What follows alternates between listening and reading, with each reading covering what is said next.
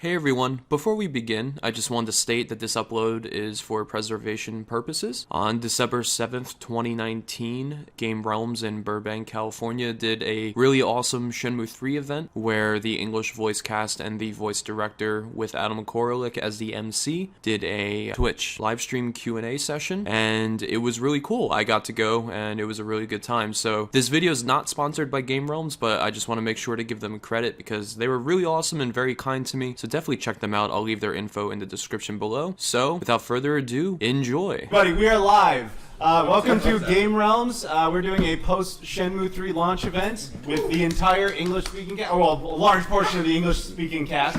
I'm Adam Koralik. I'm a YouTuber. I'm your MC, but I will mostly be staying out of this as we're mostly going to be doing Q&A for them. So please, everyone who's here and hopefully online, applaud and celebrate Shenmue 3 actually coming out.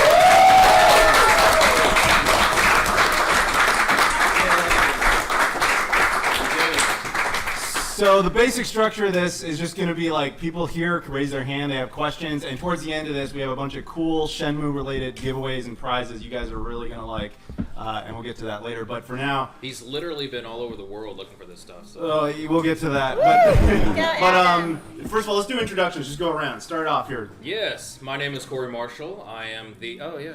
Remember, microphones. My name is Corey Marshall, I am the English voiceover actor for Ryo Hazuki.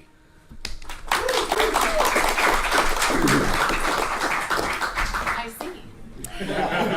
My name is Lisle Wilkerson. I am the voice of Joy and Nozomi's mom, but mostly Joy.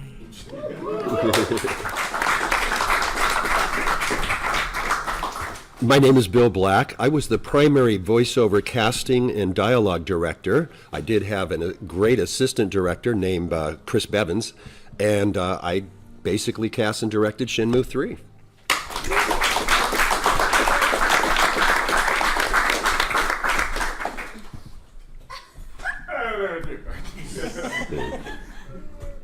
Hi, I'm Bill Butts. I'm the voice of Tom from Shenmue 3.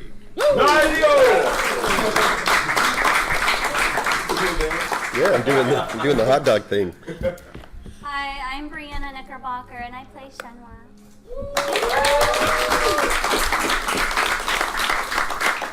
Hi, I'm Buckland. I play a few of the shop vendors, like the little smart ball girl, the arcade lady, and the dumpling lady.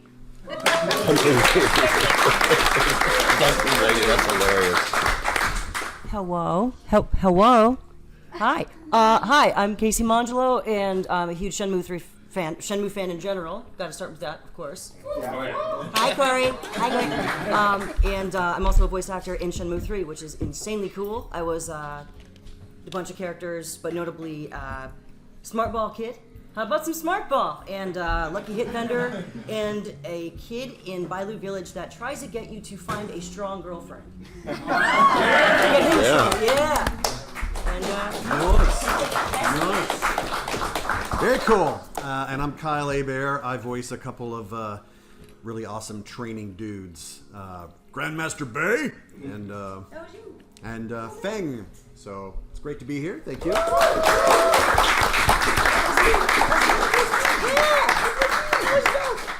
So with that, basically just throw the arms up and we'll go for questions. Oh, yes. Oh, Guizong. Yeah, dude, you win the cosplay award right Yes, now. thank you. Should I stand up or no? It's fine, whatever you want to do. Question for Bill. Yes. So, when did you purposely seek to emulate the style of the original games like the dubs? And if so, did you ask Yu Suzuki how he did it, or did you kind of like reverse engineer it? Well, there's a difficult to answer. First of all, yes, I did meet with Yu Suzuki. He was at the first couple of days. His primary concern was that Corey still sounded like Ro, and I said he does. I talked to him on the phone, and he wanted to meet Brianna. So the two stars were the real focus of his coming there, and that's who he had me schedule for his brief couple of days there. The original recording was done in Japan by. It wasn't performed by professional actors, and the idea in general was they said, look, take it to Hollywood and let a real game VO director do it. So that's what they relinquished And I just went ahead and approached it like I would any other game. I understood the game. I played the original, got stuck at the 4 cliffs, and then after I felt I understood the characters, the primary characters, I started doing casting and started sending them samples, and that's how we put together the primary cast. The secondary cast was put together by my co-director, Chris Bevins. He kind of was the master of the store people. He used a lot of talent that I suggested to him, as well as bringing in some new people I had not had the privilege to work with, including Tom, the hot dog guy. And now we work together all the time. So I hope, does that answer it completely for you, or is there any follow-up? More or less. I was just, like, well, what I was getting at is that, like, playing this game, like, listening to the dub, it feels a lot like in the same vein as, like, the dub for the original game. So I thought, like, was that, like, sort of intentional, or, like, it was just, like... Yes, definitely intentional. We wanted to play homage, but we wanted to do it with professional voice actors. And then, of course, I had to have Joy. I couldn't get, nobody was in the U.S. except her, so I was able to resurrect him, her role as Joy. And then, of course, we found this guy, too. He had a couple of roles in the previous. Yeah, right. So it's great. So that was it. That's pretty much it. I see. So this is more of a question for the veterans in the series. Was it difficult after 18 years to get back into your roles? Mike. Yeah. So I always just cattle prodding. You know, when you spent as much time in the studio doing that character, it's really, I mean, they say you never forget how to ride a bike. For me, it was kind of like the same thing, you know what I mean? As I was really just that character all day, every day for a long time, you know, for 1 and 2, I was in the studio. I mean, it's basically the same thing. We were in there 5 days a week, 6-8 hours a day, you know. So it's, for me, it was very easy to slip back into that character, you know what I mean? It's pretty easy because it's very close to my own voice anyway. He's just a very stoic character, so it's... You could say that. Yeah. So you know, it was pretty easy for me to slip back into that mindset again. But it's just because I've just done it so much, you know. He's really got a ton of lines that he's in there all day, every day. So yeah. You still got it. Yeah, thank you.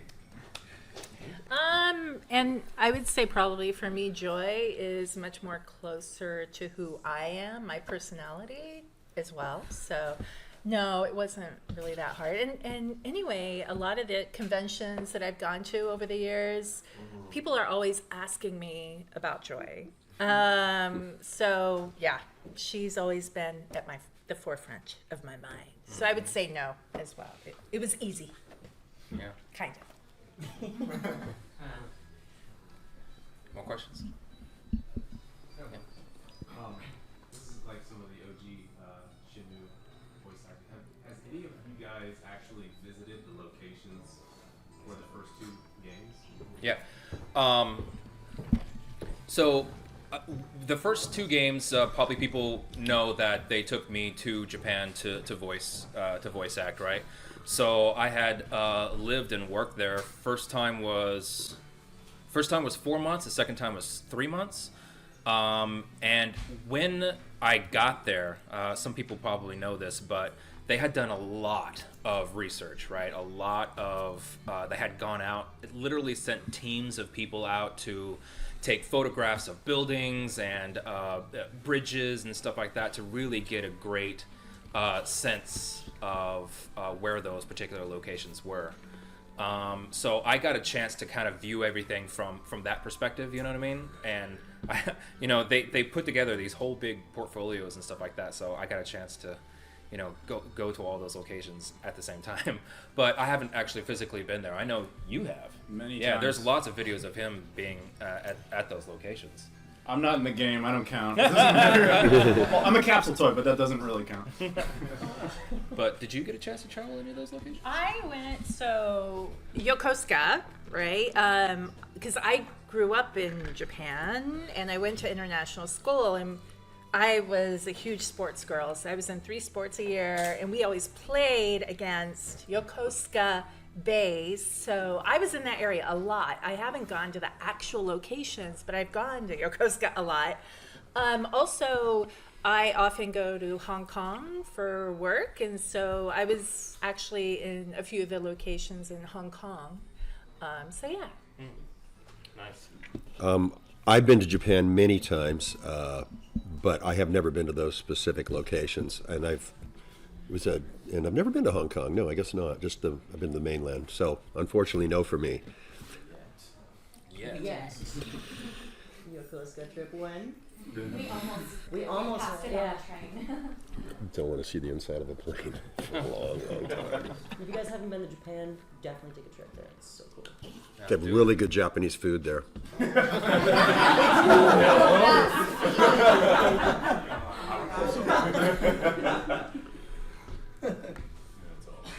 more questions? Yeah, just for all of you in general, when you guys voice the characters, were you more like reading the lines just individually, or were you also reading the lines as if you're interacting together? Yeah. Well, that depends, right? Yeah, a lot of times we have scenes together. You know, a lot of scenes with Shenmue and stuff like that. We don't always get the opportunity to be together, or sometimes don't even get to, hear each other's lines. But we would. Bill and I, actually, I guess you could talk about this too. We would get the more important scenes. We would get them together. We would talk about them. We would see all the lines ahead of time, all that kind of stuff, so we could talk about the scene and get a real sense of it. You know what I mean? And we had a couple of days together, which was kind of nice. Where we would come in and I would hear some of her lines and she'd get to hear some of my stuff. So especially for the videos when we were recording the picture, I always asked to hear you in the videos, but I could play off of you. Yeah, which is nice. I think it's just the more cinematic stuff. A lot of the other mundane stuff where he's going around looking for different people and things and trying to get to locations, finding people, or the tasks and stuff like that. A lot of times that was just script. Script came up, got a chance to read it, and that was it. But yeah, it's more the cinematic scenes we had more opportunity to really get a good hold on it. You say mundane, but isn't that the core of the game? It is. I hear it's it's a masterpiece of the mundane, right? So the thing is, it's like you could really think of it as an exercise in Zen, right? Mm-hmm. You know what I mean? Like you're not going to be whatever. In God of War, I always kind of imagine like he's running around, he's got his axe, and then like just around the corner, he's going to slam. Heads are going to fly. But yeah, in Shenmue, it's like you really kind of leave your reality for a while, right? And then you step into his, so you almost like become a different person. And that's what makes it so good and so real. I think that's why it touches so many people in a very particular way, because you do leave your life for a while and get to become somebody else. And that's why it feels so, that's why it touches people so deeply, I think, because it does feel like you're a part of it. One of the things about Shenmue 3, in doing the research, it's a continuation of the story. And if you remember, it happens in 1988. And so there were points in the script where we would, because I'm old enough to remember the 80s, and I was there, and I go, no, this didn't exist. There was no emo in the 80s. We swap out, we take a word like emo out. Oh, that person looks so emo, and replace it with new romantic. That was the thing at the time, and there were several instances where we had to 80s-fy it. If you really think about Rohazuki, with all those shopkeepers, one of them should have just sold him a Thomas guide. Would have cut about 20,000 lines out of the game. Here, kid, look, and there's a map. He even put up a Thomas guide for me sometimes when we get to a whole pack of lines, where I'm asking directions. He'd be like, all right, here we go. And he just put up on my screen right next to the script a big old Thomas Guide 1988. Okay, all right, great, thanks. You're telling my secrets. And don't forget the fishing wharf. Oh yeah, that was another thing, right? So I got to ask directions where the fishing wharf was, and they took. Who was it? Was it you? No, it was the engineer. Oh, okay, Steve then. Yeah, Steve, or it was Bevins. I think it was Bevins did this. It sounds like a Bevins thing. Yeah. Got a picture of a man that was fishing with the birds, right? Fishing with the birds. So it was on the long boat, using the birds to fish to get the fish down below. But he CG'd Worf from Star Trek on there. So it was a fishing wharf. And they would throw that on the screen. So I'm asking directions to the fishing wharf, and then here comes the little Fishing wharf across the screen. And I'm like, thanks, guys. It was fun. Had to re-record a couple lines there after Yeah. after the floating fishing wharf flows He's by. busting up. So, He had 24,000 lines of dialogue, I think is what I actually calculated. And about 20,000 more I see. No. yeah. Actually, what was 1,400 actually we found. Yeah. I see, you said 1,400 times.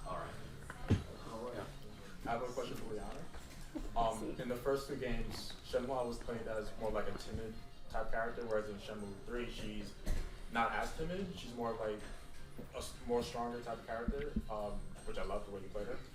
Did you take any character from like your past recordings as a reference on how to use Shenmue? No, this was like absolute new territory for me in character portrayal. And Yu Suzuki, when I got to meet him, he was the one that really was like laying down like she needs to be strong as Rio. She's not a. They didn't want her sounding like the Japanese version, like a little bit more feminine and soft. They wanted her very strong. So I took like inspiration from her upbringing, like she's just been brought up by her dad in the fields with the animals. Like she's never really had friends, and she doesn't have that female feminine influence in her life. Totally new character. I've never played anything like it in my life. It was absolutely like really exciting as an actress. I loved it. Thank you. That's fantastic, working with Brianna. That was the largest role we've done together to date. Yeah. So Months. yeah, months. It was fantastic, and working with. One of the interesting things when I thought about you talking about researching it, if you listen, there's a substantial amount of Chinese in the game, as in locations, places, and names. I had a not a native speaker, but a Chinese second language as a live pronunciation guide. So we wouldn't. There's actually some video of me and Yu Suzuki saying, when we have Chinese words, we're going to say it. We're not going to destroy it like X is XL or something. So if you listen to it, it's a bit subtle, but you'll find that much of the Chinese pronunciation is accurate as a Westerner can pronounce it. And we spent a lot of time on that. You remember? So yes. A lot of care and love in this project. Yeah, definitely. That was a very important thing for us to pay respect to the language and then, of course, the country that it takes place in. And it feels more authentic. Nothing was as hard as saying Rio, though. Yeah. Oh, yeah. Even the last day of recording, I feel like I still couldn't pronounce it. It was so hard. I call them Rio. Yeah. Yeah. Rio de Janeiro.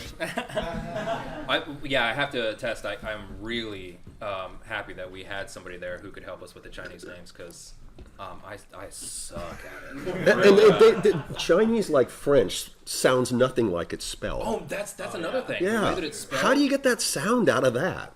Yeah. Yeah, it's crazy. Champs-Élysées. Champs-Élysées. Yeah. XOO. No, it's Xiao. Okay, why didn't... And it's funny, yeah, we even had conversations, and she was like, she almost like, maybe because she was so used to it, maybe she didn't understand where my position was. And I even said, I was like, wait, how do you get that sound? She's like, well, because it's like this. Because the thing is that every day she was very patient. She helped me out. And man, sometimes it was, I would say it once, and then 10 lines later, I was like, what was that again? You know what I mean? It was bad. So I'm glad she was there to help me. And it's hard, guys. Yeah. If you guys want to torture yourselves, you can try to learn Chinese. So. Yeah. Yeah, this is more for the newer actors. What was it like to step into a role into like the new video game, to this Shenmue 3 and experience, just how, just more so the surroundings of the game, just how did it feel in general, just stepping into a new basically universe inside Shenmue? It's pretty awesome because I remember the 80s too. I had a Dreamcast, and I remember the first one when it came on there, but I unfortunately didn't have an opportunity to play it, but I knew that it made a huge splash, had a huge fandom. And then when news that they were going to make a part 3, we're going to crowdsource it and all sorts of things, it's like, wow, the passion of the fans, man. This is really, really cool to see a legacy title like that from so long ago that maybe someone in today's generation is going to go, what? Who? What? But those people carried through. I mean, maybe you guys had some siblings or even parents who probably played that first bout of the first 2 games and were been like, hey, they're making a sequel to this, and your folks are going, what? They are? Cool. I want to do that. So yeah, it's like really hard to put into words when you get to be part of something that's so cemented in pop culture like that. It's like, okay, I don't know who I'm going to play, but I'm going to do my best, and we're going to have some fun. So yeah, it was great for me. I had a blast. I feel like I have a fun story about this because so many times I watched this one here play it because we're roommates, and Casey would play it on like the Dreamcast. So even before ever working on the game, I heard Corey saying like, "I see," over and over. So your voice has been in our home for a very long time. But so when I found out that I was going in, I've done a lot of games for Bill in the past, but when I found out that I was working on Shenmue, I was like, Bill asked if I was familiar with the game. I was like, oh yeah, my roommate plays this all the time on the Dreamcast and stuff like that. So that was like pretty exciting because I had kind of, gotten to see what the universe and the world is like, and that I think influenced how, like, this is going. I feel like it's a more like grounded, world overall than some of the games that we work on. Well, tell the story I thought about the casting. Yeah, I thought you were leading into it. The whole way I got into the game was you need like a couple of extra younger sounding like boys for the game. Yeah. And you asked her, like, do you know anyone who's like, it's like, actually. No, I was already brainstorming, like, I had to get you in it because I knew you were like, loved Shenmue and you were So basically, she came home one night. I'll try to make this as brief, but it's kind of funny.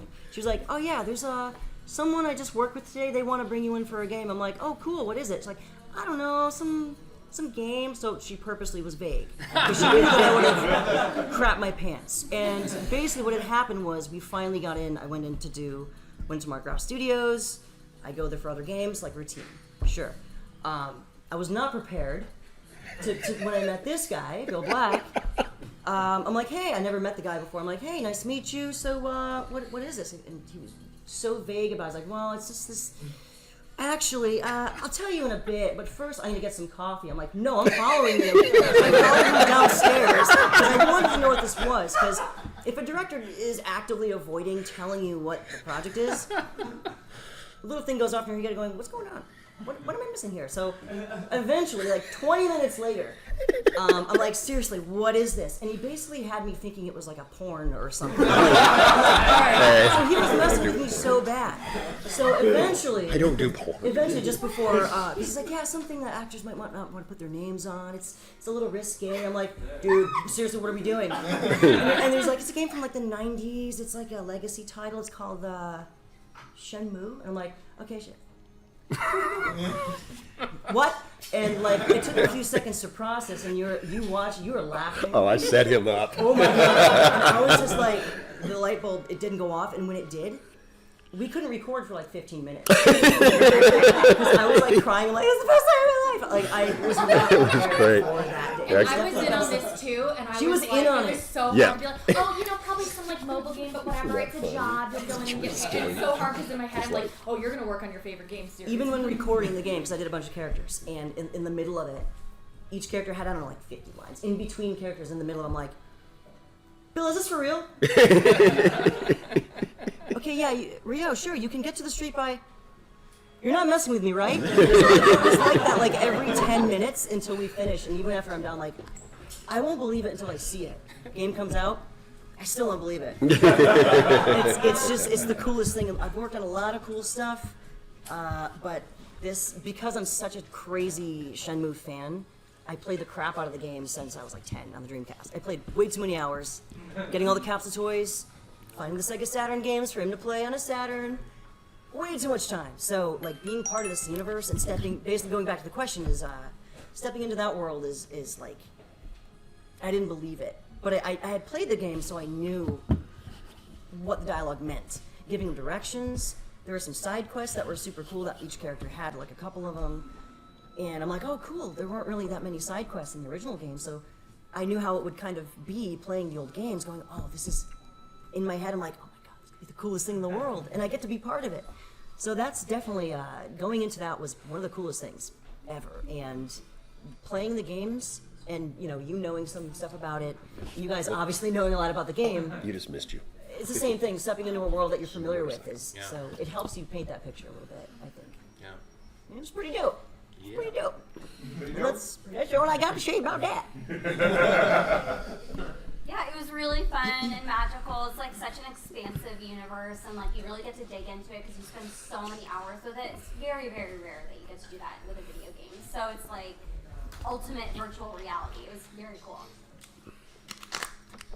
Y'all, I'm saying this right now. So, situation, all right, where you take you guys back in time, about 18 years. You're gonna be about, I don't know, like 13-year-old little black Bill. You bring the Dreamcast to the cookout, and like I got like 38 uncles, whatnot. They're all grilling. They would stop and be like, "What would you do?" I'm sitting back there just like at a soda machine. You can't do that ever. It's unheard of. Like we went from like Mario to like you're in real life. Yeah. So what do I do now? It's like I'm gonna go to beat up some sailors. What? So like my mind is blown as a kid, right? And this SOB right over here. Literally, at least you get like a code name where you're gonna like, go in and read for something. Nothing. I walked in and was like, hey, I need you to come in and read for a game. Like, okay. I walk in here and I see it's on like this little printout piece of paper. It's with like Shenmue on it. It was the definition of internal screaming. Like right there. Like professional. Yeah, been doing this for years. It's fine. Everything's fine. So, walking, then he told me who I was, and I could not even hold it back at all. And it only got like bigger and bigger to the point where after I finished Tom, I look up and I see Corey in there recording. So I look over at Bill. I'm like, I'm gonna do something real stupid, but trust me, it's worth it. It's so worth it. Now, to clarify before I continue the story. I had never even so much said hello to Corey at the time yet. So I walk in there, slowly open up the door, and I kick the shit right open. I go, hi-yo! He goes, he's like, that's it? That's a new Tom. I'm like, this is the best day of my life. And it only built from there, because I'm also a guy named Big Bro. If you guys play, you gotta play the game, right? Right, use the red snake, you fight like 38,000 times. So you'd be like, oh man. In my head, I'm like, I'm punching Rio in the face. I'm chucking a fire hydrant at Rio. Rio's breaking my arm. Oh my God, he's breaking my arm. So it was absolutely amazing. Phenomenal. When are we going to get a Tom spin-off game? I want like a buddy cop game, like, Rio and Tom out there. Yeah, like in the hot dog truck, going across the country, getting it done. Make it happen, It's Cooking Mama with hot dogs. Thinking a good ate this hot dog game at a Funny now. What's your favorite aspect of the gameplay from any game in the series? This is for everyone. Yeah. And what's your favorite aspect of the story? Oh, that's a good question. So as far as gameplay, well, I think it's what we were talking about just a second ago, right? Where, the games were real different at the time. Like you said, playing Mario or something like that, and then suddenly, you're in something that's at the time was just extremely real. So just being a part of something that was so real. I described this a couple times. Maybe somebody's heard it before, but when you read a good book, you leave your reality for a while and you dive into that book and you kind of forget about life, and then you maybe you take on the role of some of these characters or something like that. Shenmue is like that for me. You know what I mean? It's like a good book because when I play Shenmue, I forget sometimes. It's one of those games where hours pass by and your eyes are watering because maybe you haven't blinked in a while, and you're like, oh, it's been 3 hours. Maybe I should get something to drink, because you really do leave and you become that character. So I think just because it is so rich in detail and like I said, it's just real different for the time. Favorite minigame? Believe it or not, I I find myself going into the arcade and doing the QTE stuff a lot. Really? Yeah, isn't that crazy? Like you would think that you have to do that during the game, and maybe that's not as fun as some of the other Sega Saturn games and stuff like that. But for some reason, I'm like, oh, I'm gonna go play some QTE. That's I don't know why, but I end up doing that a lot, and it makes me good too when going through the story, because whatever, you get used to it. But and as far as the story is concerned, for me, it's a lot about how in game 1, his life is completely wrecked, completely changed, right? And I feel he is the way he is. As I say, he's very stoic, but really I feel that he's lost his humanity. He's no longer involved in school. He's no longer involved with Nozomi. You know what I mean? He's leaving all that stuff behind. His family members, or the people who live with him in his house, they're all starting to lose him. So he's lost his life. And this is really about a journey that he goes on to regain his humanity. So he starts to find people out there in the world who teach him life lessons. It's not just about the kung fu and his quest to avenge his father. He really starts to find who he is again. And that's what is my favorite part. That it's the whole journey that he goes on to, in my opinion, to regain his humanity. I love how the music kicked in. Yeah. That was quite good. It made it more epic. You guys can lay something to rest for me. When I first played the game, I was about 10, just like you. Yeah. And the thing that really blew my mind was Rio had a Timex watch, and I had sacked. Oh no! Oh wow! So when Shenmue 3 came out, he doesn't have the Timex anymore. Yeah. So could you give me a little backstory to put that at rest for me? Oh, you okay? Like so As opposed to the real answer, it's like a fan made. Yeah. Yeah. Come up with a story on the spot. Okay. How'd you lose your watch? Let's see. Fighting soldiers. Yeah. Or he pawned it. Yeah, it was To get the Hong it was Kong. part of his trip when after Shenmue 2, he needed a little bit of cash to pay for his trip because and then he had to sell his watch. Yeah, he pawned it for a cheap Chinese knockoff. I know, right? Yeah. There you go. You'd only get a little bit of cash for that. That's true. That's true. But you could say, well, it's from Japan, so you could sell it in China for a little Yeah, possibly. But when you have a Casio, I mean, in the 80s, that was the cool watch. That's true, Casio. Back there? Yeah. One of the big things I like about Shenmue was the philosophies that you learn, like the core Wu. Yeah. Is there any philosophies or teachings from Shenmue 3 to Shenmue 1, 2, 3 that y'all use in your actual daily life? Because one is for me is working out. Yeah. And training is what made me bodybuild. Yeah, great. So what is something you use in your life from the teachings of Shenmue 1, 2, 3? Yeah. Wow, that's a great question. Because there is a lot of life philosophy, and I think that's something that a lot of people can relate to. The thing is that I've had a lot of people tell me that sometimes they've gone through dark places, dark times in their lives, and a lot of people have really told me that Shenmue has brought them out of that. Playing Shenmue has really made a difference in their lives and brought them from that dark place out to a place where they can be normal again, whatever it may be. Maybe their parents are going through a divorce, or maybe they have something deeper and darker inside that they have to deal with personally.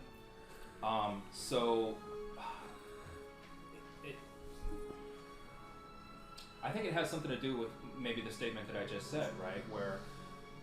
Where you have to kind of realize that it's not. There's more to life than just you. There's all your friends and family that make you who you are. They influence you as well as you influence them. You know what I mean? So if we all, I've noticed that on his journey, there are several points where they talk about this subject in particular. So we all need to like build each other up, you know what I mean, and help and help shape all of us to make not only us better, but as a society better as well. And I've noticed that when he goes along and he talks to different people, that there's kind of a running theme there, you know. So that's something that's really important to me. That a lot of fans contact me and they'll talk to me about whatever's going on in their lives, and sometimes they just want me to listen to them, you know. Sometimes they want advice. Sometimes, you know what I mean. And I think they kind of equate me with Hazuki, but I'm happy to do that because I feel like I'm connected to the game in that way. You know, that theme, like I said, runs along the whole game, and that's something that's really affected me as a human being, as a person. That I want to be connected to people and fans, and they help me, and I help them. You know? Yeah. Nicely said. Yeah.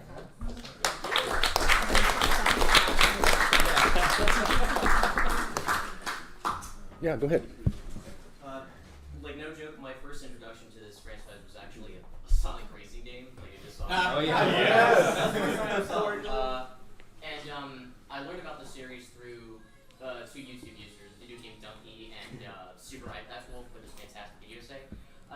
With all that in mind, I'd like to know, games tend to have their silly moments here and there. Can you agree with that, right? Mm-hmm. So I'm wondering, like, what was the moments in the game, importing, playing the game, whatever, this whole cast, like, what was the moment that just made you laugh, that was just, like, outright silly, like, it was just fun? I got a story for that one. So when I was doing my research, this is a little off of your question, but related.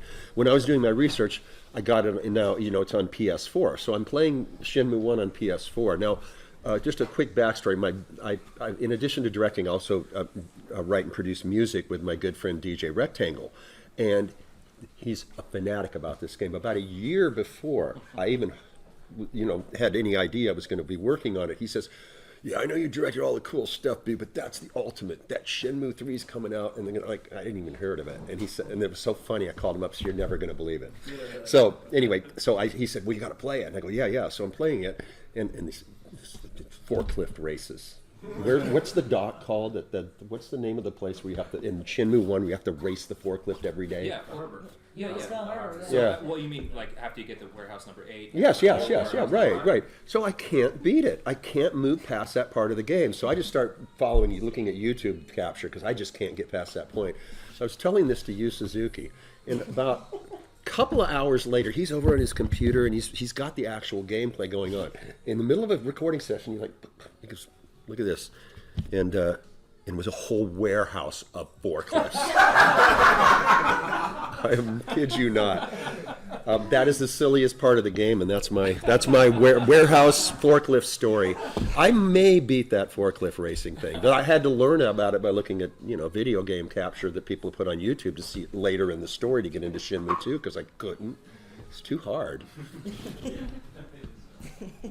I'll be honest with you, I have the most fun missing QTEs, just seeing her go to like hit with a log or like she trips on a duck. This is amazing. Putting the throw down, I'm still enjoying it. So for me, that's it, right there.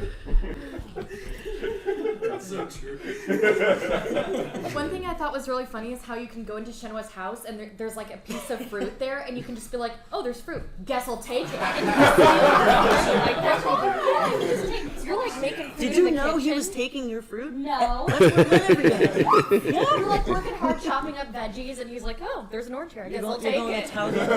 Oh my gosh! Shopping hard at Towgate. He takes a bunch of apples and he doesn't take a single one. Yeah, which is awesome. There's some of them. Yeah, those apples aren't good enough for that. I mean, the house got busted up. You can just steal it. Well, he steals from where he's staying. Well, that's true. His moral code's a little off. Yeah, the QT is. He's a high school dropout. That is true.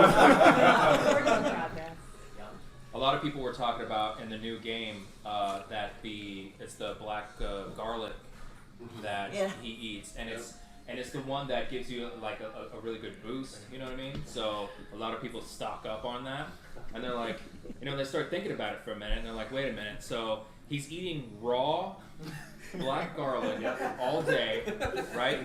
He's running all day. He's horse dancing. He's doing kung fu. Like, does anybody ever see this guy take a shower? Ooh. what is he smell like? So white. That's why you can buy a black one now. And that, You know what? and is that facial wound ever going to heal? Because it's like you got it in '87 and it's '88. It's like, Well, if you want to know my crazy fan theory behind the Yeah. Right. So this is what I'm thinking. He's building up his chi, right? And at the end of the story, he's gonna face Landa for the final battle, and he's gonna rip off his band-aid, and like a laser beam's gonna just turn him into a pile of dust. And that's like a secret weapon that he's been hiding the whole time. yeah, sure. You see that one? What? You didn't? No? At the end, you just say, I saw. I saw. I can. And then you have I saw. the sky. Yeah. For the longest time, even when I was a kid, I mean, part 1 came out when I was 4, but my older brother was the one that introduced me to the game. And for the longest time, I always thought that he was just gonna rip off the band-aid and say, "Oh, you're turning into me" or something. Like Landa. Right, because he's got his. You're gonna turn into me.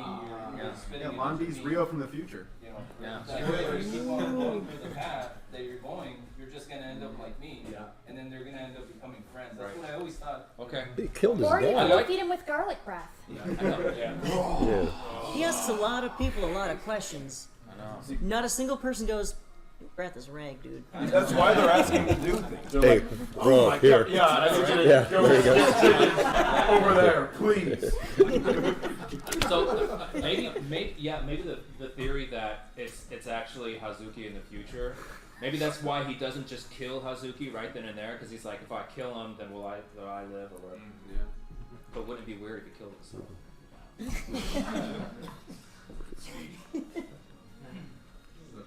We got.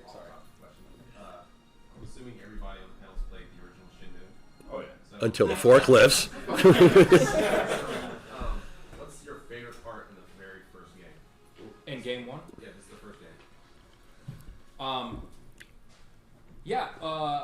For me, it's the very beginning. It's the very beginning.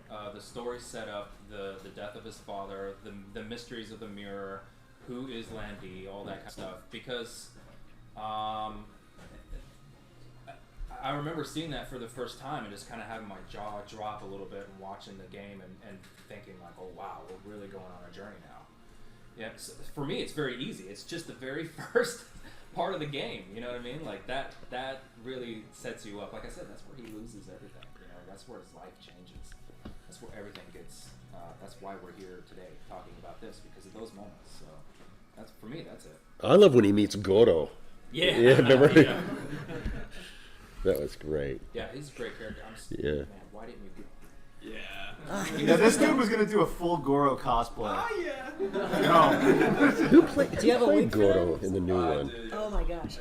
Who played Goro? Who played Goro in the new one? Yeah, I think it was. Yeah, that was it. It's your favorite part of the game, the original? You know, it sounds weird, but just hear me out. So you're playing the game, and like the internet side of things, there's no possible spoilers. And I see this dude who's just bad as can be, just beat the crap out of your dad, like Hadouken and your best friend, like 6 blocks away. I'm like, this guy's the greatest thing on the planet. Then he beats you up, so I couldn't even be mad at Landa. I'm like, he's kind of amazing. But then that hunchback. I never hated a person more in my life. Right. This horrible thing. It's like this horrible pre-Gollum. He came first. Yeah. Like hopping around, kicking the crap out of me. I'm like, I swear to all goodness, I will kill you some way, shape, or form. So my favorite part was just hating Shy so much. Yeah. I've actually never played it. Whoa. Well, that's gonna change. Oh my god. It's okay. I only know what I've seen you play of Shenmue 1, so Yeah. I feel like you got this. Yeah. Well, yeah, the first introductory I've ever had to Shenmue was actually in Walt Disney World before the first game ever even came out. It was the early build of Shenmue in Interventions in Epcot Center back in, had to have been 98, 99. And it was an early build of what's Shenmue, which you hardcore guys know what that is. So I didn't know anything about the story because what Shenmue had no story in it. It was just like a demo almost of what the game engine could do. So I'm like a little 9, 10-year-old kid in Disney World going like, what is this, like games to my left are like, okay, you got Mario, okay, you got some PS1 games over there that you can't even tell what's on the screen, and then you got Shenmue. And I'm like, that dude's drinking a soda. That dude straight up bought a Coke from the machine and he's drinking it. And I was beating some dude up. I'm like, what is this game? So I wait my turn, and of course the first thing you do in it is you do a QTE, and you fail that thing. Because in What's Shenmue, it's like worse than the actual game. It's like, A, you lose.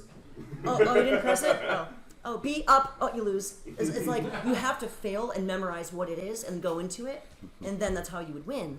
So everybody before me got stuck at the QTE going, this isn't for me. And I'm like, so I knew what the buttons were. I memorized them all, got through the demo, and I'm like, when you get through that QTE, you can ask people directions and go into buildings, and just that kind of exploration, and pick up a water bottle and examine it, and you can see it, and and it's just like why, but also, oh my god, I didn't know I needed this in games. And then we went to Japan for the first time recently, and you were so excited about the vending machine. I actually made a video when I was in Japan a month or 2 ago. I made a first-person POV of me getting a soda from the machine. Just like I did the finger thing. I'm like, press it. I had to do it. It's on my channel. It's so stupid, but it's those little. That's how it impacts you as a fan. It's just these little things that you didn't know you needed, and you need them, and then it's stuck in your noodle for good. You can't get it out. But yeah, it changed me for good. I think it changed everything because I didn't play it again. I admit I'm like, what is this? But I feel like it was ahead of its time. When it came out, you're seeing all these actions, and it's like, oh wow, okay, it's not a straight-on brawler. It's not point and shoot. It's not racing. It's like world exploration. What is this? Yeah, and it's this awesome mashup apparently. So I'm intrigued, but I don't have a favorite part yet. Yes. It's the soda machines. Soda machines? It's soda machines. There you go. Do you Love the ever soda have this machines. weird moment where you play the game and in real life it's like, oh, I need batteries for my flashlight. Yeah. I remember that. I played it so long in a day. It's almost like it got bleeds over. It's like, oh my god, am I still playing this game? But I don't want it to be too real. You know, it's like, oh, rents due. Wait, oh, do I need yeah. Get money every inch. Oh, that's good. Instead of spending. So, all this talk about soda. Long time for this. But it's not Jet Cola.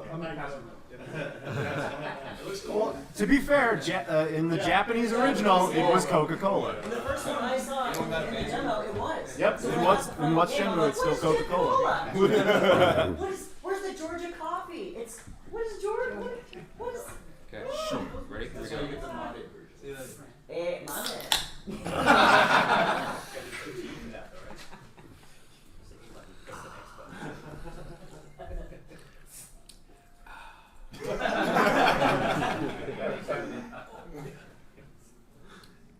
Is it a winning can? Good.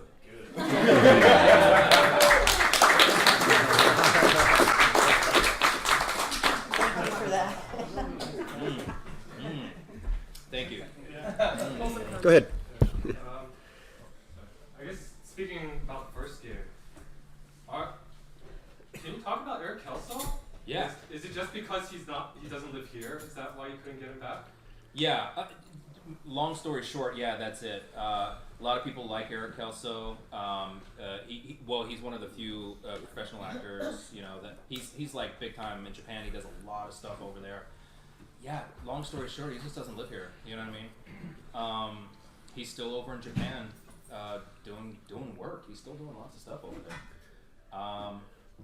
We would have loved to have him. He's a legacy character. He would have been great, but It doesn't feel the same, because Yeah. Ren is a big part of this. Or I actually only just barely got to the Nya Wu, so I haven't gotten to the Ren parts yet. But just from the trailers, I can tell he's back. So Yeah. it's not gonna feel the same.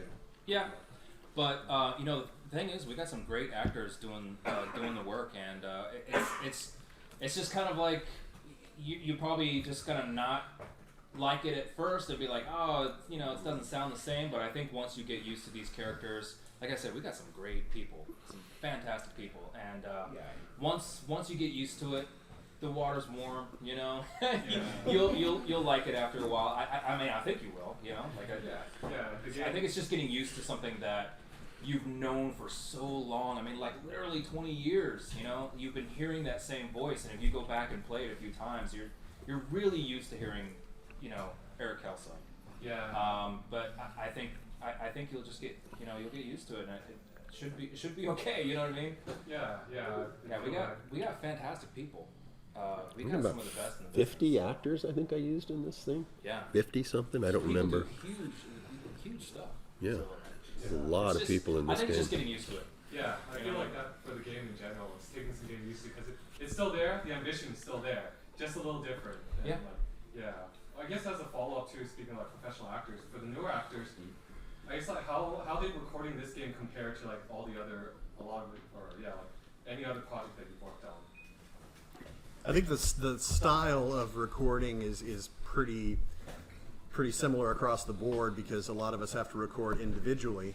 We come in and we see our script not written out or displayed like a story or a screenplay, but extrapolated like an Excel spreadsheet. So we just see our lines usually, and we have no idea what the context is. So it's up to Bill here to explain what's going on in the scene. We'll preview each line in its original language to get an idea of how much to project, and then we'll go ahead and lay down a take. Sometimes we can nail it in one, sometimes it takes a little finagling to try to do that. Sometimes we're auditioning, weeks or even months ahead of time and trying out for things. Other things, actors will just get called in because we've worked with Bill for years, so he says, I know Kyle's good for this, so let's have him and place him on this character and this character.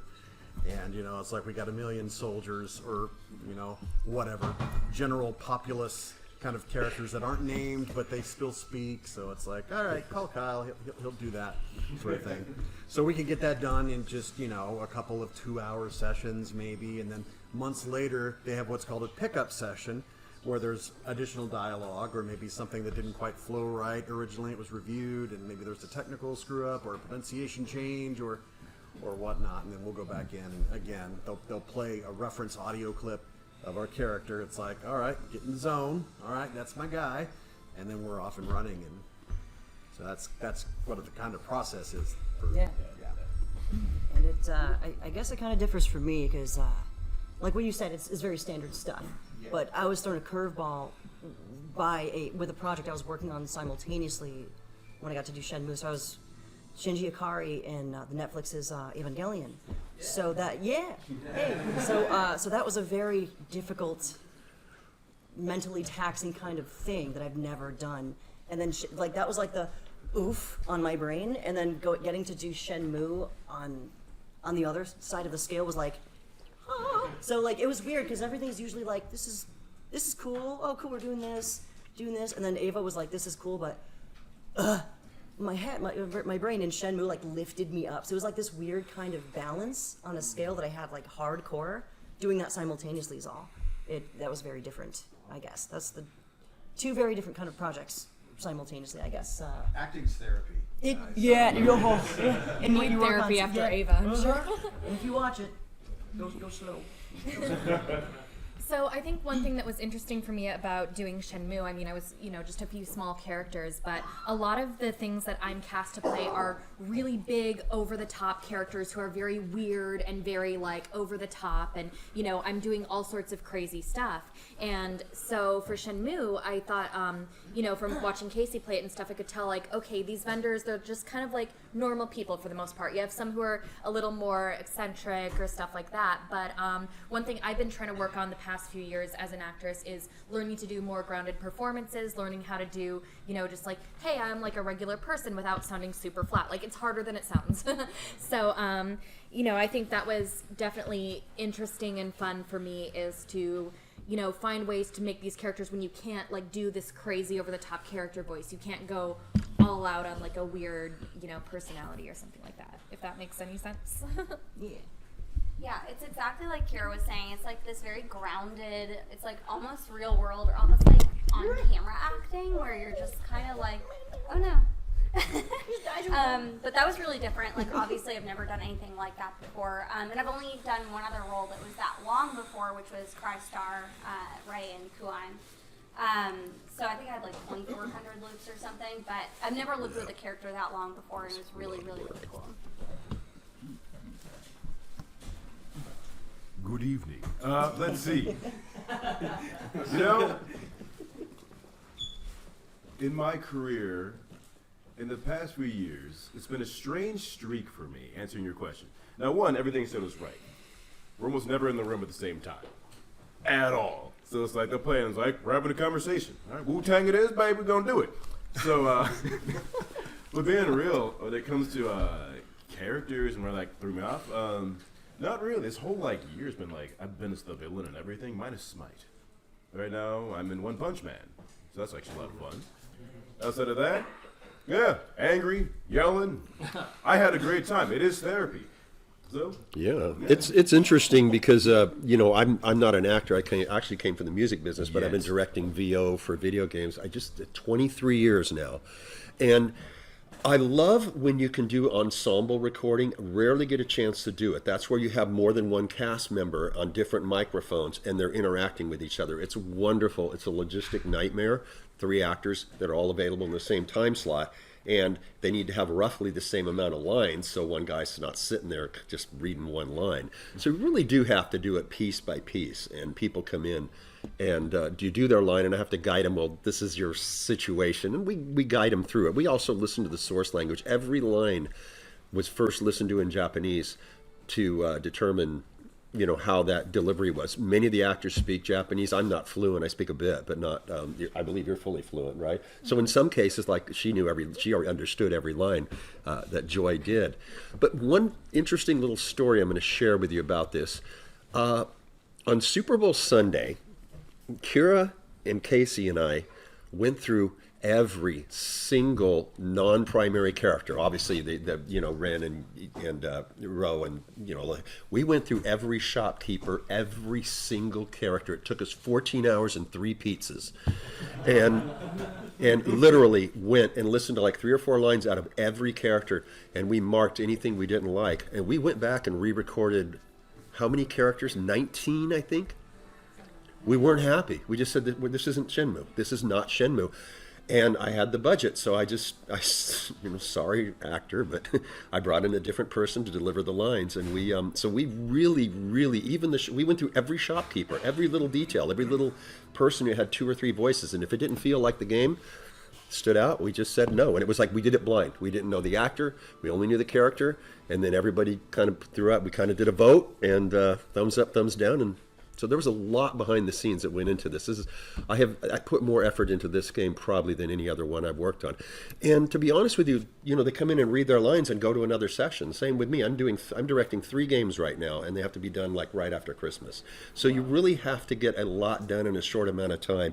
And you want to work. I'd still be working on Shenmue if I could, but you can't. You have to put down the brush and move on to the next production, because if we did, you guys would never get a game. Your turn. Talk.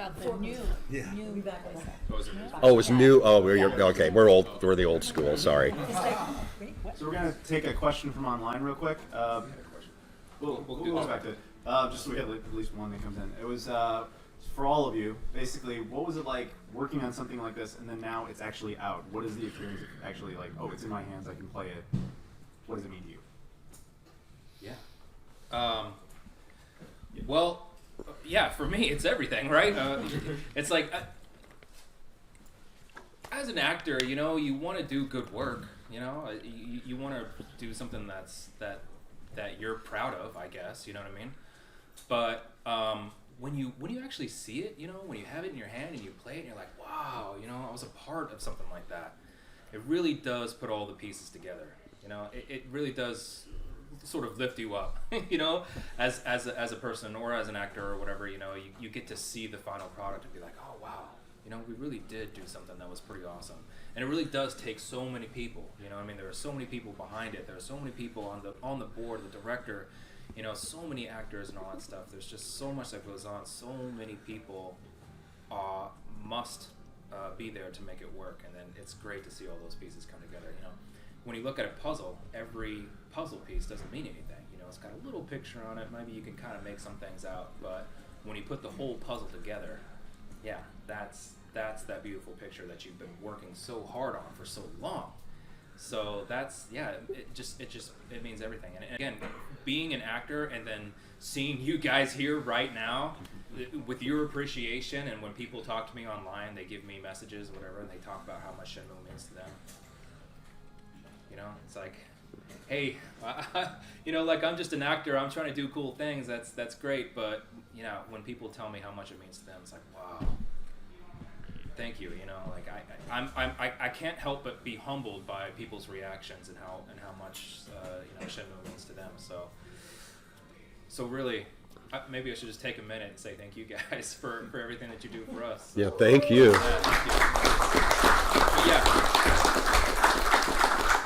Again, seeing that puzzle piece at the end, or the whole picture, you know, that you really think like, oh wow, I got to be a part of something great.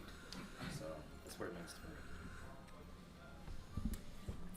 I think, I mean, it's got overlap really what Corey said, but for so many years now, I've gotten on, you know, messages, emails, or people have approached me at conventions asking when Shenmue 3 was coming out, and I'm like, I have no control over anything about, you know, having to do with that. So it's still kind of shocking that it actually is out, and that we, you know, I mean, it's still almost kind of, I'm in disbelief a little bit. I mean, it just, yeah, and once more, me too. I mean, thank you for all the love that you've given us, you know, in Shenmue, and you guys have been amazing over the years, and I've just really enjoyed being a part of the Shenmue community. You know, you guys are really awesome, and yeah, I mean, me too, very humbled, and I'm thankful that I'm a part of it, yeah. This is new for me. As I said before, I've been directing video games all the way, going back to Mech Warrior 2. Yeah, old school. Yeah, I've been, and I honestly have always been a behind-the-scenes guy when it comes to this work. I just got, like I said, I'm doing 3 games right now. I never have time to think. But this is my magnum opus. This is probably the greatest game. I'll always say that, and then I said that about another game, and then when I said Lineage 2 Revolution, oh, it's the greatest I'll do, and then suddenly this. So you never know. But this is among the most significant games I've ever had the honor to direct. But what made this one different is this is the very first time I've ever publicly appeared or ever spoken about my work or anything. And I honestly thought, you know, I said, yeah, I'll come. And I'm like, you know, Adam, I'm going to come out. But I mean, they want to talk to the actors. They don't want to talk to the director. He's like the boring guy. You actually have a lot of questions online. I can't really. And so this is the first time I've done this publicly. And first of all, let me tell how much I appreciate you guys. I really, really do. Because I made years ago, I made a snide remark about fans at E3, and Kyle said, yeah, better be nice to the people who pay your salary. And that's a true story. It was on Facebook, and Kyle actually got me to rethink the fact that games have meant so much to me as far as making a living, because my whole life I've created entertainment, but I never had a chance to connect with the people who derive pleasure from that entertainment. And it's just an honor, and it's humbling. And I was very surprised that people were interested in the guy who's directing, because you got Kyle, you got Corey, and Bill, and Kira, I mean, and Brianna. I mean, we're working together, I think, next week.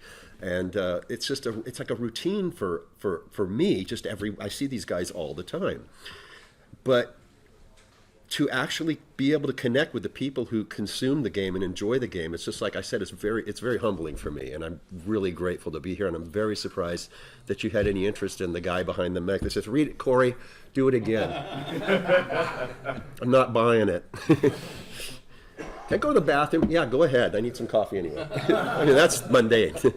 We're still going around He catches my Texas twang that pops up from time to time. Oh, yeah, that's right. That's just like, hey, y'all. No, there's no y'all.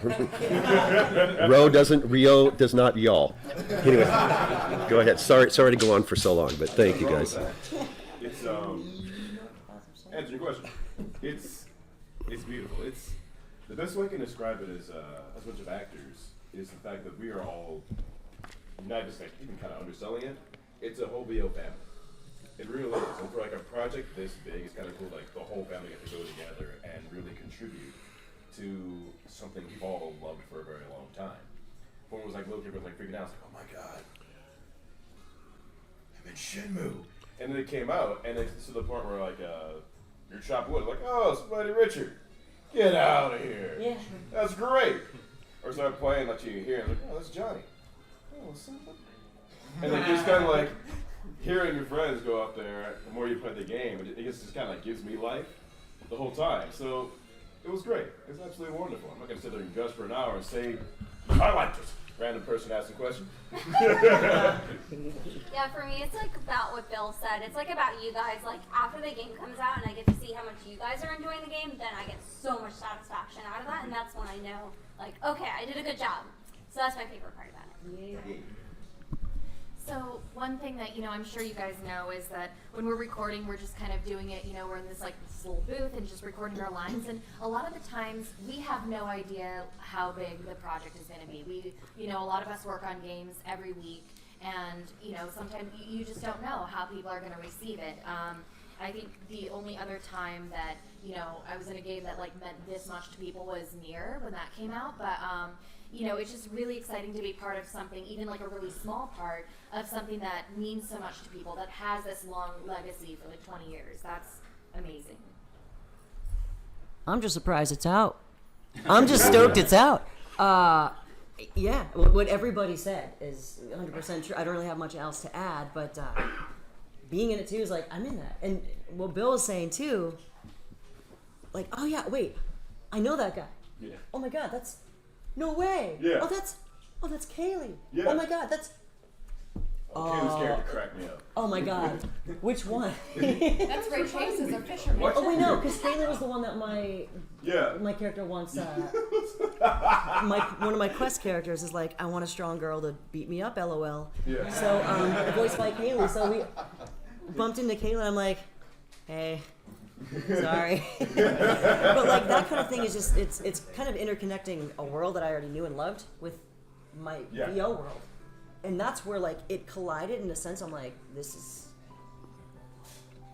is crazy. It's mind blowing. And you guys made it happen. Shenmue was saved from you guys, by you guys. So Shaved from you guys. It was saved from you. But you guys saved it. Yeah, I got my physical copy in here. And yeah, it's all because of you. All because you guys made it happen. Give yourselves a hand. Yes. Yes, right. Pepperidge Farm, remembers? Yeah, I mean, we're in a bit of a vacuum when we record. We're in the little booth, and we want to please the director and the client, right? And then we move on. Like later that day or later that week, we're working on a completely different project. And months later, or even years later, the one thing we did, aka this, finally drops, and then we see, okay, it's out there in the ether, and the fans can now respond to it, and that's the real icing on the cake. We can see oh man, it's not just fun to play, it's getting these great reviews, and it's making a difference in people's lives. So it's all right, we're not out there curing cancer, but we're helping people get through tough times. We're helping people escape reality for a little bit, and we get to be a part of an amazing team of hundreds, if not thousands, of people from all over the world to bring this out here. So it's magical. You guys are great. Thank you. So unfortunately, we're out of time for the Q&A part. So if you guys give them a big round of applause. So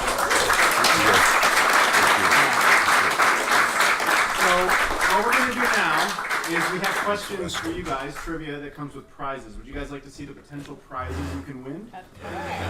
First thing is we have a bunch of these. These are pre-order slips from Japan for Shenmue 3, but they are signed by Corey and his Japanese counterpart, Masaya Matsukaze. Oh, wow. You can win one of those. You can win one of those Rio Band-Aids. This was personally handed to me by Yu Suzuki. Sega actually sent me this. It is a little Shenmue Rio pin. You can win that. you can win a Japanese copy of the game that was actually, this was funded by a company called Go Collect. This was actually purchased by me in Yokosuka. This has that additional sentimental value. Feel the aura. Yeah, and then the last thing you can win is this fan from Japan Expo Paris. This is the first piece of official Shenmue 3 merch. This is signed by every single one of them, plus producer Cedric Biscay, his daughter Katana, who's in the game, Japanese Ryo, who is Masaya Matsukaze, and the man himself, Yu Suzuki. Are you guys ready for trivia? Yeah. Now, the way this is going to work is 8 prizes, 8 questions. There's 8 of, well, Bill went away. But the way I want to do this is I'll ask a question, first hand that goes up. In this case, Kyle, you can pick whoever hand you see go first. Okay. And we'll just kind of do that in sequence if you guys are okay with that. Sweet. Because the last question should definitely be picked by you. Okay. Are you guys ready? Yeah. So don't shout it out. Just put your hand up if you think you've got it. First question is, what is the name of the guy that Ryo asks for a drink, asks Ryo for a drink in Shenmue 1? I will accept descriptions of this person. Okay, person with a baseball cap there, yes. He was like a restaurant worker, if you remember. I will accept that answer. You won one of the pre-order slips, signed by Tori and Masaya Matsukaze. Second question. Which video game character is Ryo based off of? Your hand went up super fast. Yuki from Virtual Fighter. Yes. Okay, you won the Band-Aid from Yu Suzuki himself. Well, we'll get that to you. So question 3, you ready? Yeah. Where exactly do the sailors come from in Shenmue 1? I saw your hand right there. Yeah, you. They come from the harbor? I'll accept it. I wanted Yokosuka Naval Base, but I'll take it. So you won one of the pre-order slips. Okay. Question 4. Are you ready? I'm ready. Okay. What is the name of the building that you fight Master Baihu in? The only The Yellow Ox building? I'll accept it. It's judges right here. We'll say yes. It's either Yellowhead or Big Ox. You can't combine it. So you won the pin from Sega.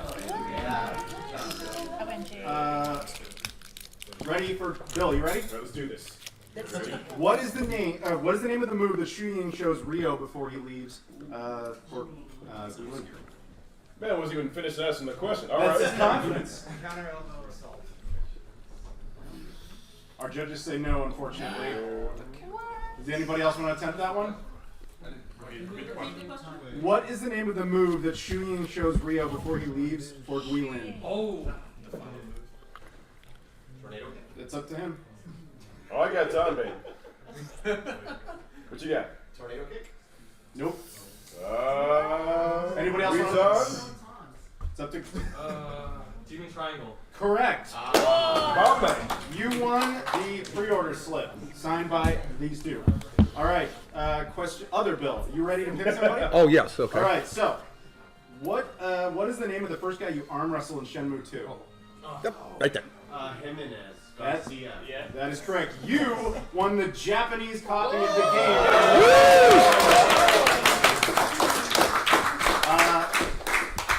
Lisa, you ready? Yep. Okay. Out of all the real-life cities in the Shenmue series, which one no longer exists?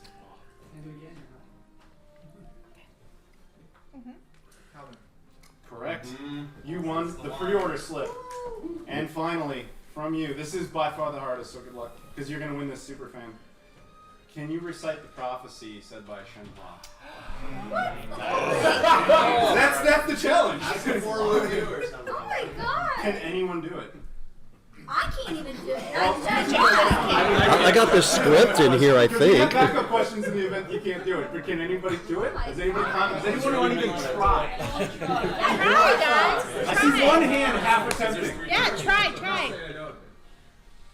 The worst case scenario, you still don't win. So go Yeah, ahead. try. Doesn't it say something that he'll come from the east? Well, yeah. The idea is that you say the whole thing. Nobody got it. Okay, fine. Okay. All right, we're gonna move on to the next one. What is Master Chen's number from the original Shenmue 1? Oh, man. It's supposed to be hard. All right. Okay, we're gonna take this down a lot. What is the bird mascot in Shenmue 3? Come on! Barely started the game. Oh wait, I gotta choose. You gotta choose. Yeah. So. No. When you're walking around and you got a hand. Boom! You won the fan signed by everybody. So that'll do it for now. We're gonna take a quick break and then they can come back for the autograph session and all that stuff. So again, thank you everybody for showing up. Please applaud these guys. Thank you very much to the entire cast and crew. Appreciate it. You guys are the best. Thank you, Game Realms. Alright, so there are our various winners. Who won what? What's that? The games? I honestly don't remember. It's not our system stuff. You want to slip? The pin? Who else won? What'd you win?